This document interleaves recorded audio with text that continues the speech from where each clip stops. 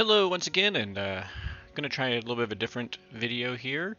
This is going to be more of an interactive, looking for your comments and discussion points, which I know is a little bit awkward through YouTube, but maybe it'll create some discussion. And feel free to reply, just to each other. Just of course keep it respectful, no disparaging people. You can disagree with ideas, but just don't do anything stupid. Which I don't think anyone in my video crowd's going to do that. So that being said, had the suggestion of, Axis and Allies puzzles, kind of like you see with chess at different points, where you can see a setup and then, analyze what the best move is at that point. Now, again, as we all know, chess is more definitive and more defined as far as strategies go, and I'm not a great chess player to say the least, but I do play enough to know what I'm doing. Axis and Allies is a little bit different. It's a lot more strategy to it. So, or a lot more varied tactics to it, and dice, of course, I meant. So with that being said, I got my first one here I'm going to pull up. And so this is a UK1. So this is an interesting development in the recent couple seasons, is Germany being very aggressive on the front, where they do these little mini stacks. But just to go back in the time here, first I got to discuss Russia won. So obviously Russia had a little bit better, a little better than normal result in West Russia. They did do the 2 tank, 4 infantry build. Most of the other movements were fairly standard here. Obviously they didn't move one back to Vinkai, so there's should be what 4 infantry sitting back here. If I remember correctly, we had a good Ukraine as well. I think there was 3 tanks, maybe an artillery, and the AA that we put in here, or 3 tanks in the AA.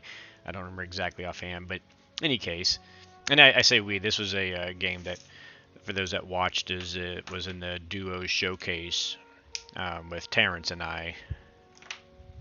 So this game gave us a lot of headache, and I'm going to modify it just slightly. So you can see Germany went for these mini stacks up on the front line, and then built 6 tanks back here, and came west with the Med fleet as well as their land units in Africa.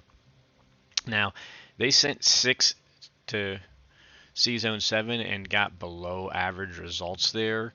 So I want to pretend for this puzzle, assume that there's a sub and cruiser left here for Germany, because that makes it just that much more complicated as far as deciding what to do. And 1 sub and 1 cruiser is what you'd expect for an average result had C-Zone 7 gone the way that Germany would have expected. So of note, they got the 4 fighters here, 1 fighter down here. And so I'm not going to really go into much more of this. I'm going to kind of just let this sit up here for a minute or two for you to view, and of course you can just pause the video as well and kind of analyze the board. And interested to hear what people will say. I didn't include the Pacific because Japan and US haven't gone, so obviously they're normal, original startup state.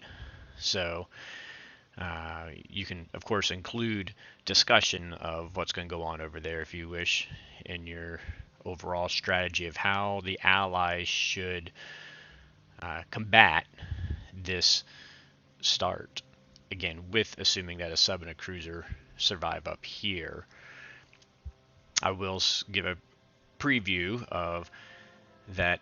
We knew going into this that Japan was going to bring all their air force down into the mainland China on J1, with its ability to reach West Russia, Ukraine, Caucasus, Japan too. So that is something to keep in mind, that the known strategy was that there's going to be a lot of Japan Air Force landing here to reinforce any of the German front. So yeah, take the video, put it on pause. I welcome discussion points down in the comments. Those that watch on Discord saw how Terrence and I reacted to this. Again, we had the blessing of not having the sub and cruiser there though, so I think this is a very interesting strategy. I can tell you, faced one of the other players in a game right before this, and I took the wrong path, which I'll leave for discussion later. I hope to put a video up here uh, somewhat frequently on a puzzle. I've got a few ideas going on. I was going to say one a week, but I realize my real life keeps me from recording necessarily once a week. So here you go. Throw in the comments. Let me know what you think.